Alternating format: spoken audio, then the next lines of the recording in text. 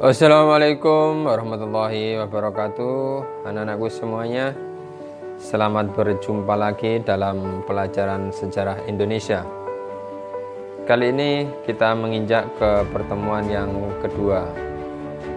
Minggu kemarin kita sudah mengamati atau sudah melihat persebaran materi kita di semester 1. Minggu ini atau pertemuan kali ini kita akan membahas atau mempelajari bersama materi yang pertama, sejarah Indonesia wajib kelas 11 dengan tema perkembangan penjajahan Eropa di Indonesia. Wis?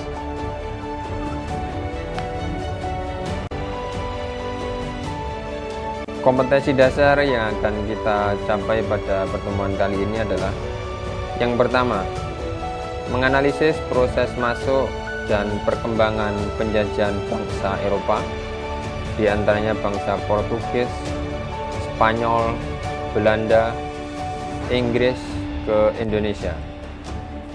Kompetensi dasar yang kedua adalah mengolah informasi tentang proses masuk dan perkembangan penjajahan bangsa Eropa, Portugis, Spanyol, Belanda, dan Inggris ke Indonesia, dan menyajikannya dalam bentuk cerita sejarah. Tujuan pembelajaran pada pertemuan kali ini adalah kita nanti atau anak-anak diharapkan bisa melacak proses kedatangan bangsa Barat ke Indonesia. Kalian nanti harus mengamati apa sebenarnya tujuan dan latar belakang bangsa Barat ke Indonesia. Kemudian yang kedua, menganalisis keserakahan dan kekejaman kongsi dagang. Jadi di balik penjajahan di Indonesia ternyata banyak sekali motivasi yang mereka inginkan ke Indonesia. Di samping juga ada kekejaman yang mereka tanamkan ke rakyat Indonesia. Yang terakhir, menyadari bahwa dominasi asing akan merampas kedaulatan dan hak kemanusiaan sebagai bangsa. Materi pokok yang akan kita bahas pada pertemuan kali ini hanya dua indikator atau dua materi. Yang pertama adalah kedatangan bangsa-bangsa Eropa di Indonesia, dan yang kedua perkembangan penjajahan bangsa-bangsa Eropa di Indonesia. Jadi dalam pembelajaran daring pada kesempatan kali ini atau pertemuan kali ini hanya membahas dua poin tadi. Mudah-mudahan nanti kalian tidak ada kesulitan dalam menyelesaikan tugas di akhir pertemuan ini. Sebagai ilustrasi, coba kalian amati terlebih dahulu, itu ada 3 buah gambar. Silakan kalian mencoba untuk berkomentar atau memberikan tanggapan terkait dengan foto atau gambar yang ada di layar kalian. Apa kira-kira maksud dari ketiga gambar yang ada di layar kalian? Jadi perlu disadari bahwa Nusantara atau Kepulauan Indonesia itu merupakan kepulauan yang sangat kaya dan indah. Bahkan banyak orang yang menyebutnya sebagai mutiara dari timur. Jadi tanah Nusantara itu memiliki flora dan fauna yang beraneka ragam. Hasil dan persediaan tambang ada di mana-mana, bahkan hasil pertanian pun sangat melimpah.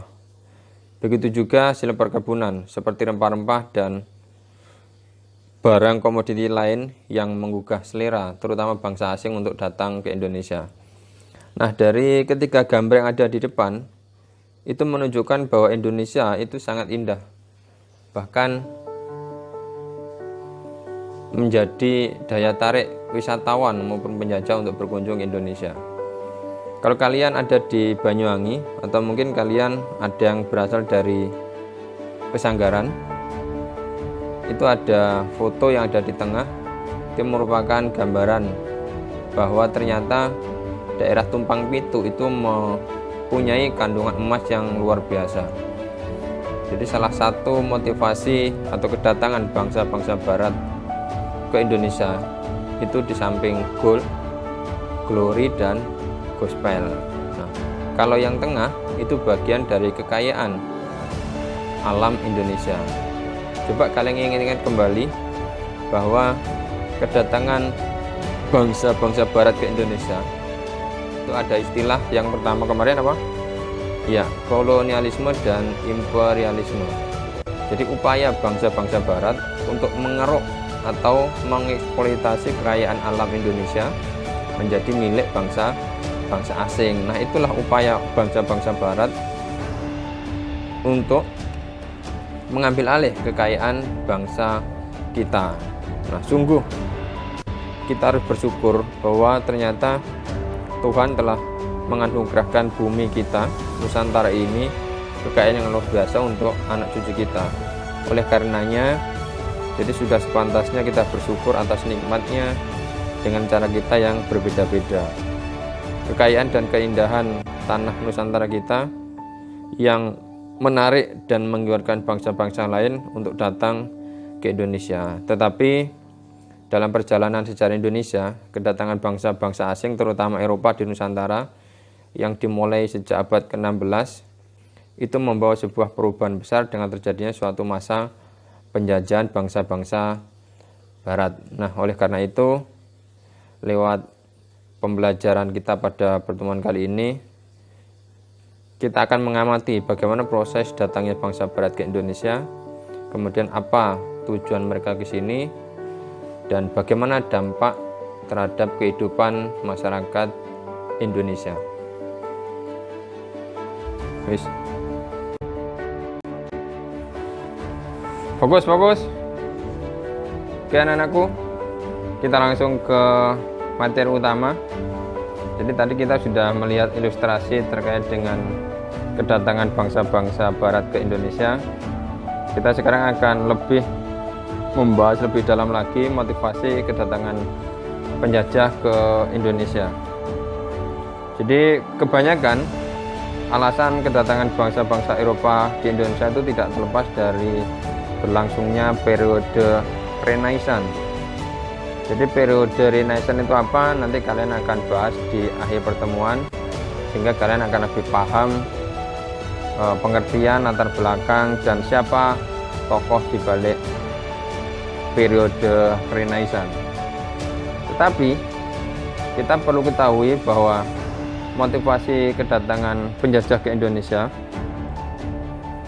itu ada beberapa faktor yang melatar belakanginya, yaitu diantaranya pertama perkembangan ilmu pengetahuan dan teknologi. Karena pada masa Renaissance ilmu pengetahuan dan teknologi mengalami perkembangan yang sangat pesat. Jadi banyak sekali tokoh-tokoh yang mendukung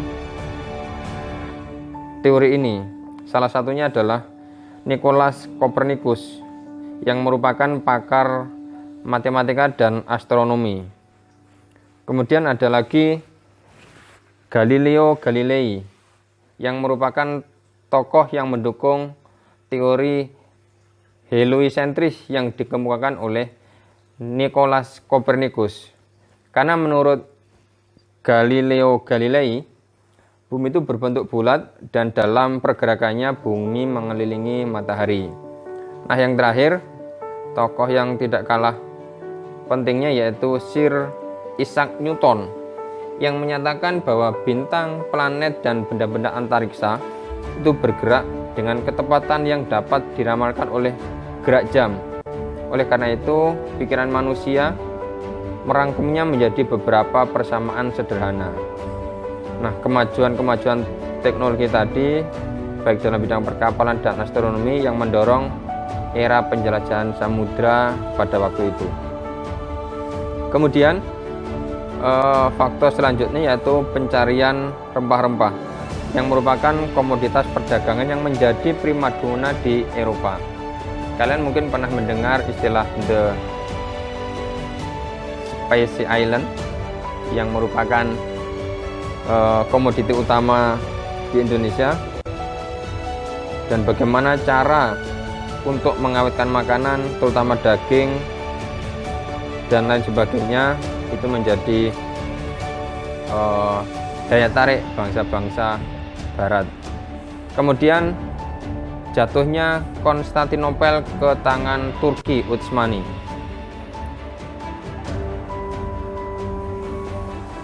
Sultan Muhammad II yang merupakan sultan ke-7 dari dinasti Utsmaniyah sebelum menaklukkan Konstantinopel itu juga orang yang sangat berpengaruh terkait dengan jatuhnya Konstantinopel ke tangan Turki Utsmani. Nah, yang terakhir seperti tadi yang sudah disampaikan, ada semboyan God, Glory, dan Gospel yang mendorong bangsa Eropa melakukan penjelajahan samudra ke Indonesia. Apa itu pengertian God, Glory, dan Gospel? Nanti kalian juga akan membahasnya lebih lanjut di tugas akhir pertemuan ini. Yes. Oke. Slide 7. Nah, selanjutnya kita akan melihat kedatangan bangsa-bangsa Eropa di Indonesia.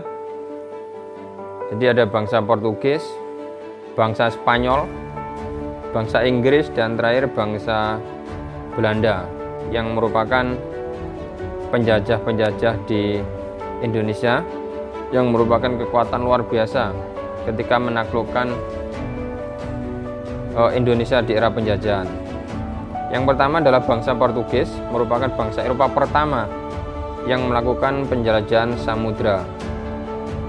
Jadi Portugis itu mendapat dukungan penuh dari Pangeran Henry, putra Raja Portugis, yang merupakan pemimpin di zamannya, yaitu sekitar pada tahun 19 atau 1497 kembali mengirim rombongan penjelajahan samudra. Kemudian ia juga mengutus Vasco da Gama memimpin rombongan penjelajahan samudra tersebut. Kemudian bangsa Spanyol yang melakukan penjajahan samudra dengan menempuh jalur berbeda dari Portugis, karena bangsa Spanyol berlayar ke arah barat menyeberangi Samudra Atlantik. Nah, kemudian bangsa Inggris yang juga mempunyai daerah jajahan yang sangat luas termasuk Indonesia, karena hampir seluruh negara-negara di dunia itu juga menjadi daerah jajahannya Inggris. Karena keberhasilan Spanyol melakukan penjelajahan samudra di barat Eropa itu mengilhami Inggris untuk mengirim ekspedisi penjelajahan samudra. Nah, yang terakhir itu adalah bangsa Belanda.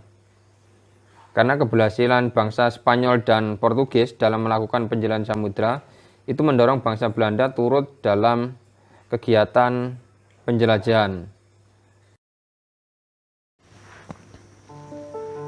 Nah, di slide ke-8 ini coba kalian amati. Ini terkait dengan perkembangan iptek dari negara-negara barat. Sekilas tadi sudah saya jelaskan di slide sebelumnya, bahwa pada perkembangan iptek dari negara-negara barat itu tidak terlepas dari tokoh-tokoh yang mengemukakan berbagai teori ilmu pengetahuan yang mendorong adanya penjelajahan samudra. Nah, ini ada kedua foto atau gambar. Nah, mungkin di antara kalian ada yang bisa menjelaskan, nanti silakan ditulis atau dijawab. Karena perkembangan ilmu pengetahuan dan teknologi pada masa Renaissance itu mendorong bangsa-bangsa Eropa melakukan penjelajahan samudra. Jadi silakan nanti lebih jelas kalian jawab pada soal kuis di akhir pertemuan ini.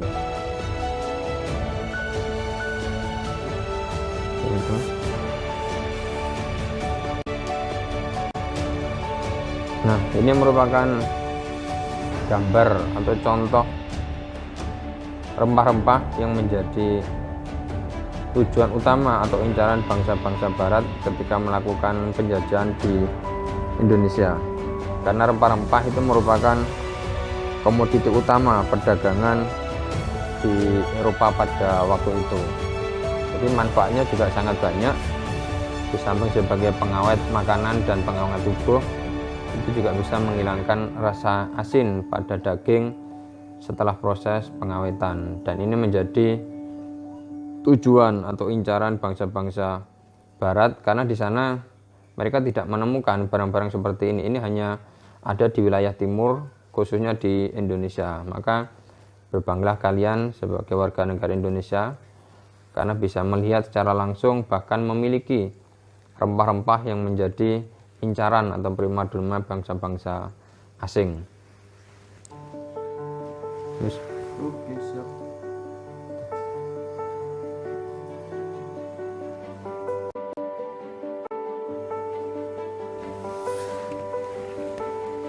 Nah, di slide ini kalian juga akan melihat bagaimana jatuhnya Konstantinopel ke tangan Turki Utsmani. Di awal sebenarnya tadi sudah saya sampaikan.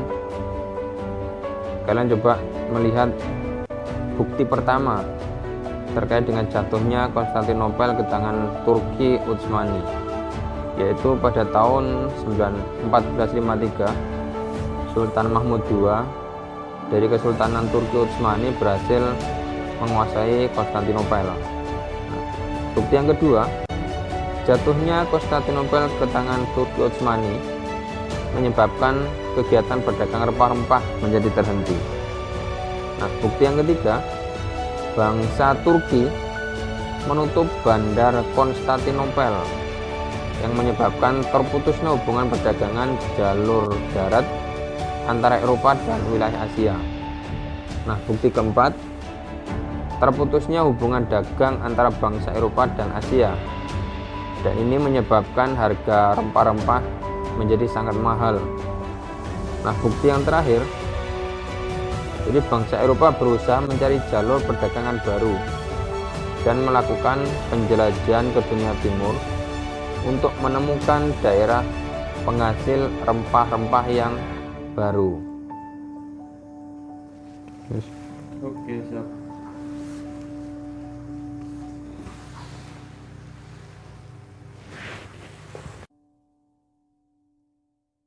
Nah, di slide ini coba kalian lihat ada semboyan penjajahan Eropa, istilahnya 3G. Jadi ada gold, glory, dan gospel. Nah, gold itu merupakan tujuan utama mereka, ingin mengeruk atau mendapatkan kekayaan bangsa-bangsa penjajah atau bangsa-bangsa yang dijajah untuk kekayaan bangsa-bangsa penjajah. Jadi ini nanti mendorong munculnya merkantilisme di Eropa. Mungkin kalian tahu apa itu pengertian merkantilisme. Jadi merkantilisme itu merupakan suatu kebijakan politik dan ekonomi dari negara-negara imperialis. Tujuan utama mereka adalah menumpuk kekayaan berupa logam mulia sebanyak-banyaknya. Jadi mereka tidak hanya mengumpulkan uang, tetapi barang-barang yang bernilai tinggi. Nah, yang kedua itu glory, menggambarkan sebuah kejayaan yang nantinya melahirkan sebuah imperium atau imperialisme. Nah, berdasarkan waktu munculnya, nanti kita bisa membedakan adanya imperialisme kuno dan imperialisme modern. Nah, kalau imperialisme kuno itu berlangsung sebelum terjadinya revolusi industri. Tujuan utamanya yaitu tadi 3G tadi, gold, glory, dan gospel. Sedangkan imperialisme kuno itu menganut aliran dari negara-negara Portugis dan Spanyol yang berlangsung setelah evolusi industri. Nah, yang ketiga itu ada gospel, yaitu menyebarkan agama Nasrani. Karena bangsa-bangsa Eropa memanfaatkan daerah-daerah koloninya untuk menyebarkan agama Kristen atau agama Nasrani. Nah, di antara kalian, mohon maaf, mungkin ada yang beragama Nasrani. Jadi, tahu mungkin bagaimana perkembangan agama Nasrani baik di Indonesia maupun di dunia. Jadi, tokoh utama sebagai penyebar agama Nasrani itu siapa? Ya, betul, Martin Luther. Kalau kalian pernah membaca sejarahnya, bahwa dia pernah mempraktikkan adanya surat indulgensia atau surat penghapusan dosa. Jadi bagaimana seorang Nasrani itu bisa dihilangkan dosa-dosanya ketika memberikan sejumlah uang ke gereja. Jadi membuat atau membeli surat indulgensia, dan itu nanti ditentang, yang dilakukan sebuah protes karena pengampunan itu tidak datangnya dari manusia tetapi datangnya dari Tuhan. Makanya itu sangat ditentang dan nanti munculnya agama Kristen Protestan. Kedatangan bangsa Portugis di Indonesia. Ekspedisi pertama bangsa Portugis itu dipimpin oleh Bartolomeu Dias. Rombongan kedua bangsa Portugis dipimpin oleh Vasco da Gama. Nah, pada tahun 1509 Portugis menempatkan Alfonso de Albuquerque sebagai wakil Portugis di India dan berhasil menguasai Goa pada tahun 1510. Nah, pada tahun 1512 bangsa Portugis berhasil menguasai Malaka, dan akhirnya pada tahun itu juga kapal yang dipimpin oleh Antonio de Albuquerque berhasil mendarat di Ternate. Nah, kalau kedatangan bangsa Spanyol di Indonesia itu pada tanggal 3 Agustus 1492. Jadi rombongan penjelajah samudra bangsa Spanyol di bawah pimpinan Christopus Columbus berhasil mendarat di Kepulauan Kanari dan Bahama. Kemudian rombongan kedua bangsa Spanyol dipimpin oleh Amerigo Vespucci berhasil mencapai Amerika Selatan pada tahun 1499. Nah, terakhir 1522 di bawah pimpinan Sebastian del Cano, rombongan bangsa Spanyol berhasil mencapai Kepulauan Maluku. Nah, kalau kedatangan bangsa Inggris di Indonesia itu pertama adanya penjelasan samudra yang dilakukan oleh bangsa Inggris dipimpin oleh Francis Drake. Rombongan ini berhasil tiba di Ternate pada 1579, dan pada abad ke-17 Inggris kembali melakukan penjelajahan samudra. Nah, dia berhasil menguasai India dan mendirikan East atau East India Company. Nah, pada tahun 1629 Inggris juga berhasil menjalin kerjasama dengan Banten, dan akhirnya di Bengkulu Inggris membangun benteng Marlborough sebagai benteng pertahanan. Nah, yang terakhir sebelum nanti kalian mengerjakan tugas, kedatangan bangsa Belanda di Indonesia. Jadi berhasil tiba di Banten itu kronologinya pada tahun 1596, kemudian mendapat penolakan dari masyarakat Banten. Nah, kenapa masyarakat Banten menolak terkait dengan kedatangan bangsa Belanda, tetapi nanti akhirnya diterima kembali, tapi dengan pemimpin yang berbeda? Alasannya kenapa? Ya, nanti kalian yang mencari jawabannya. Kemudian rombongan yang kedua itu berhasil menjalin kerjasama dengan penguasa setempat dan tiba di Banten lagi pada tahun 1596.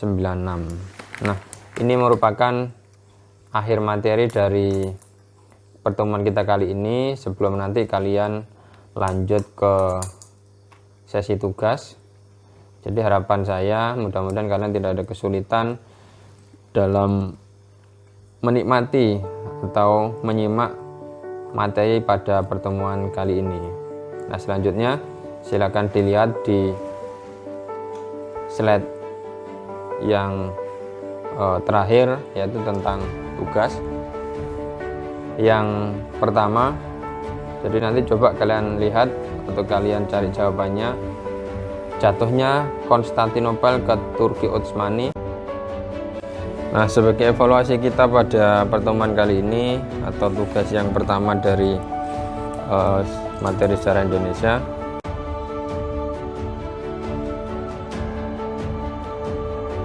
yang pertama, jatuhnya Konstantinopel ke Turki Utsmani berdampak besar pada masyarakat Eropa. Nah, coba nanti kalian deskripsikan kondisi tersebut. kalian cari alasan dan jawaban yang kira-kira mendekati kebenaran.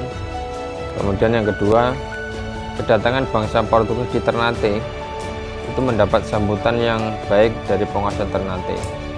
Benar atau salah pernyataan tersebut? Karena Portugis 2 kali datang ke Ternate ternyata pernah mengalami penolakan, tetapi akhirnya diterima dengan baik. Apa alasannya? Coba nanti kalian cari tahu dari sumber dan literatur yang ada. Nah, yang ketiga, kedatangan bangsa Spanyol di Maluku itu memicu terjadinya konflik antara Portugis dan Spanyol. Nah, mengapa demikian? Coba nanti kalian diskusikan dengan teman. Kalau memang ada yang berdekatan, silakan diskusi. Tapi kalau lewat daring juga lebih baik karena sesuai dengan himbauan pemerintah. Nah, yang keempat, pada awal abad ke-17, bangsa Inggris berusaha memperluas kekuasaan di Asia. Apa kira-kira upaya yang dilakukan? Nah, nanti kalian cari. Nah, yang terakhir atau soal yang nomor 5, untuk tugas yang terakhir ini coba atau silahkan nanti kalian scan barcode di bawah itu. Itu ada 2 barcode. Satu berisi tentang perjanjian Saragossa, kemudian satu tentang sejarah zaman Renaissance yang tadi sempat dibahas. Nah, untuk yang perjanjian Saragossa nanti silakan scan barcode-nya. Kemudian yang untuk sejarah zaman Renaissance nanti kalian download aplikasi sejarah zaman Renaissance di Play Store. Kemudian berikan ulasan atau ringkasan di buku catatan. Jadi tugas kali ini ada 5 soal, silakan nanti dikerjakan. Harapan saya kalian tidak mengalami kesulitan, dan mohon ya untuk tugas ini kalian tulis di buku catatan. Nanti di akhir semester mudah-mudahan nanti kita bisa ada pertemuan atau tatap muka, sehingga nanti kita bisa jadikan sebagai tugas akhir atau portofolio.